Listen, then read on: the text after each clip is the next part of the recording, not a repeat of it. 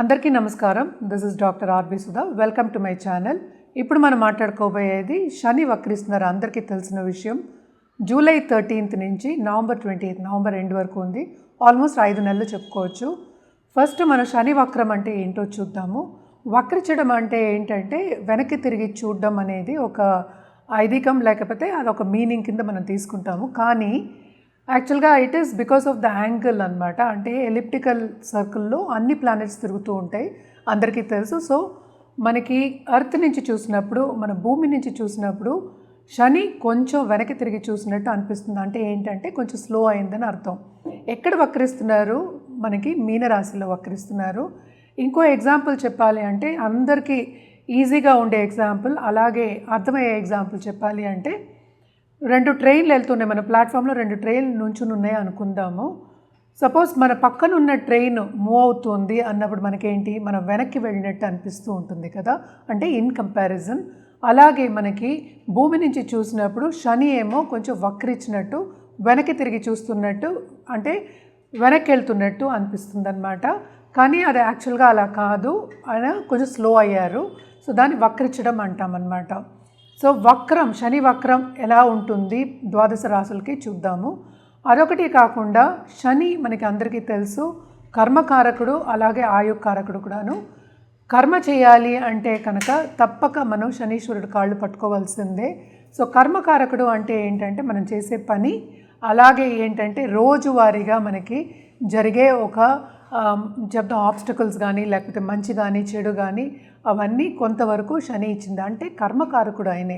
అంటే ఏంటంటే మనం చేసిన ఫలితం కానీ, లేకపోతే పూర్వపుణ్య ఫలితం అని చెప్తూ ఉంటాం కదా, ఫలితం కానీ, లేకపోతే ఏదైనా కొంతవరకు చెడు అయినా మంచి అయినా, శని ఏంటంటే న్యాయకారకుడు కూడా, న్యాయానికి ప్రతీతి. సో తప్పక ఏంటంటే ఆయనకి బ్యాలెన్స్ అవ్వడం అనేది వెరీ ఇంపార్టెంట్ అనమాట. సో ఎప్పటికైనా సరే మనం చెప్పేది, శనికి ఈశ్వరుడు స్నానం ఇచ్చాము. అదొకటి కాకుండా ఏంటంటే ఆయన అన్నీ చూస్తూ ఉంటారు అని చెప్తూ ఉంటాం. అండ్ ఆల్సో అందరూ భయపడతారు, శని వచ్చారు అంటేనే, శని మాదశ వచ్చినా, ఏలినాటి శని వచ్చినా భయపడుతూ ఉంటారు. బట్ ఏంటంటే ఆయన ఎప్పటికైనా సరే సర్వీస్ అంటే చాలా ఇష్టం.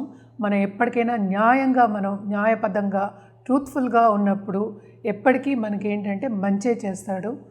శని ఏంటంటే ఫిలాసఫికల్ ప్లానెట్. అదొకటి కాకుండా మనకి బతుకంటే ఏంటో కూడా నేర్పుతారనమాట.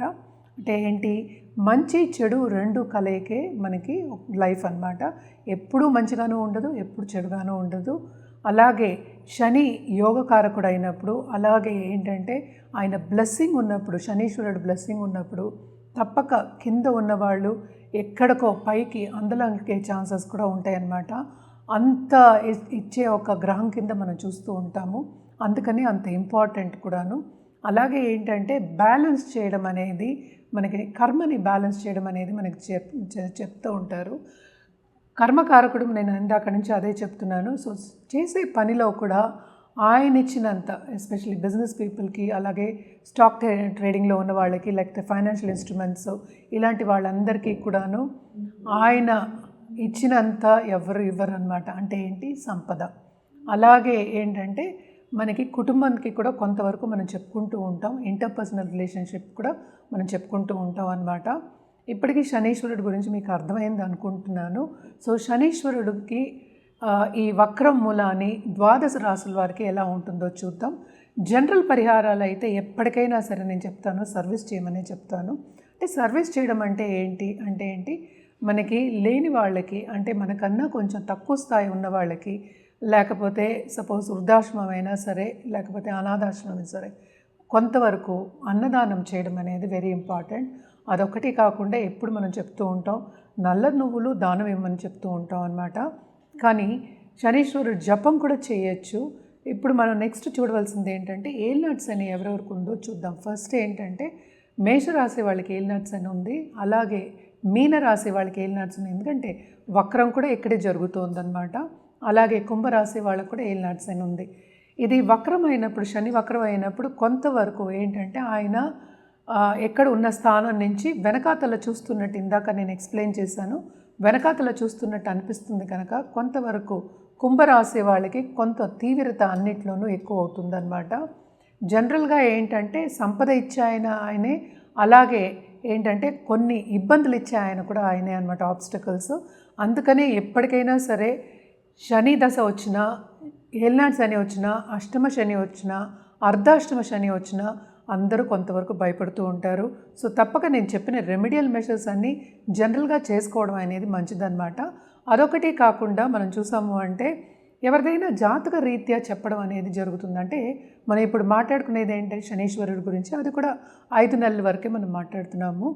సో ఏదైనా సరే జాతక రీత్యా ఒక సొల్యూషన్ ఇవ్వడం కానీ, లేకపోతే ఏంటంటే జాతిరత్నం ఇవ్వడం కానీ ఈజీగా ఉంటుందన్నమాట. అది వాళ్ళ జాతక రీత్యానే వాళ్ళకి కరెక్ట్గా ఉంటుంది. రెమెడియల్ మెషర్స్ కూడా అప్పుడు బాగా పనిచేస్తాయి. మనం ఇప్పుడు మాట్లాడుకునేదంతా జనరల్ అనమాట. సో ఎప్పటికైనా శనీశ్వరుడికి మనం ఎప్పుడు నీలాలు చెప్తూ ఉంటాము. కానీ ఏంటంటే జాతక రీత్యా అది వేరేలా ఉండొచ్చు. ఎందుకంటే మనం దశావిశేషాలు కూడా కన్సిడర్ చేస్తాం, మిగతా ప్లానెట్స్ కన్సిడర్ చేస్తాం. అదొకటి కాకుండా శనీశ్వరుడితో పాటు ఎవరు ఉన్నారు, ఏ రాశిలో ఉన్నారు, ఏ భావంలో ఉన్నారు, ఏమవుతోంది, ఆస్పెక్ట్స్ ఏమున్నాయి, ఇవన్నీ చూసి ఇవ్వడం జరుగుతుంది. కనుక తప్పక మీకు ఆ రెమెడియల్ మెషర్స్ కానీ ఆ జాతిరత్నం కానీ బాగా ఉన్నత స్థాయికి తీసుకెళ్లే ఛాన్సెస్ ఉంటాయన్నమాట. మనం ఇప్పుడు మాట్లాడుకోబోయేది వృశ్చిక రాశి వాళ్ళ గురించి. వృశ్చిక రాశి వాళ్ళకి ఈ శని వక్రించడం ఎలా ఉంటుందో చూద్దాము. శని బేసిక్గా మనం చూసాము అంటే ఇప్పుడు ప్రస్తుతం ఏంటంటే 3rd and 4th లార్డ్ అయ్యాడు. ఆయనేమో ఎక్కడున్నారు, 5th ఉన్నారు. సో కొంతవరకు వీళ్ళకు కూడా ఊరట అనేది కలుగుతుంది. అంటే ఏంటి ఊరట అంటే ఏంటి, వీళ్ళు చేసే పనిలో ఏదైనా సరే కొంతవరకు ముందుకెళ్ళే ఛాన్సెస్ మనకి కనిపిస్తోంది.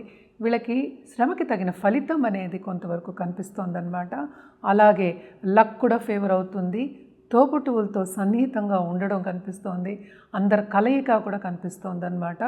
ఇదే రాశిలో ఉన్న పాలిటీషియన్స్కి మాత్రం వాళ్ళు మంచి పథకాలు తెచ్చే ఛాన్సెస్ ఉన్నాయి. అలాగే ప్రజల మన్నను పొందే ఛాన్సెస్ కూడా కనిపిస్తున్నాయి ఈ 5 నెలల్లో. అంటే సపోర్ట్ సిస్టమ్ అనేది కొంతవరకు ఎక్కువ ఉంది. కుటుంబ పరంగా కూడా కొంతవరకు సపోర్ట్ సిస్టమ్ అనేది వీళ్ళకి ఎక్కువ కనిపిస్తోందన్నమాట ఈ 5 నెలల్లో శని వక్రం మూలాని.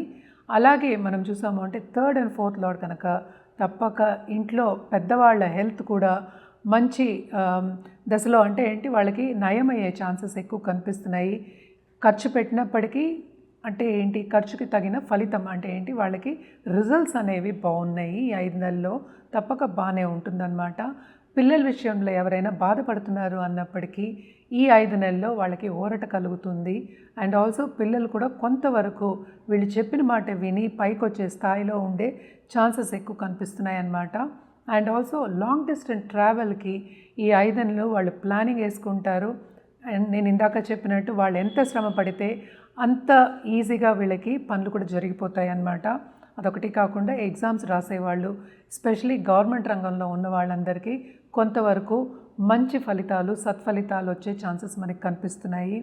అండ్ ఆల్సో ఏంటంటే కుటుంబ జీవితంలో అంటే ఏంటంటే లవ్ లైఫ్ అనుకుందాము, వాటిలో కూడా కొంతవరకు అనుకూల పరిస్థితి అనేది నెలకొంటుంది.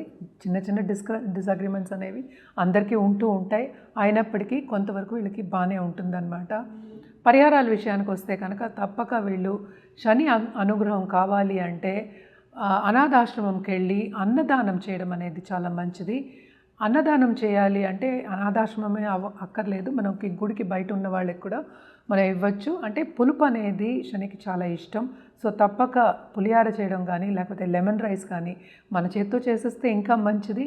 కానీ కొన్ని కూడా ఇవ్వచ్చు, ఎవరికి వీలుగా ఉన్నట్టు వాళ్ళు చేసుకుంటే ఇంకా మంచిది. అట్లీస్ట్ ఒక 10 మందికైనా ఇవ్వడం మంచిదన్నమాట. మనం ఇప్పుడు మాట్లాడుకున్నది శని వక్రం గురించే. శని వక్రం కూడా 5 నెలల వరకే ఉందన్నమాట. ఇది మనం మాట్లాడుకునేది షార్ట్ టర్మే. అండ్ జనరల్ రెమెడీస్ కూడా అంటే ఫలితాలు కూడా మనం మాట్లాడుకున్నాము.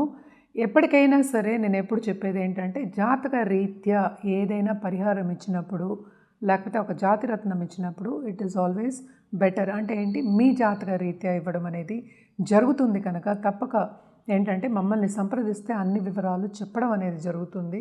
అదొకటి కాకుండా మనం సర్టిఫైడ్ జెమ్సే ఇస్తాము. అండ్ జెమ్మాలజిస్ట్ చెప్పిన జెమ్సే మనం ఇస్తాం అన్నమాట. ఎందుకంటే జెమ్స్ అనేవి ఏంటంటే అది సరిగా మీకు పడింది అంటే ఎక్కడికో అందులోనికి తీసుకెళ్ళిపోతుంది. అదొకటే కాకుండా అది రివర్స్ కూడా అయ్యే ఛాన్సెస్ ఉంటాయి.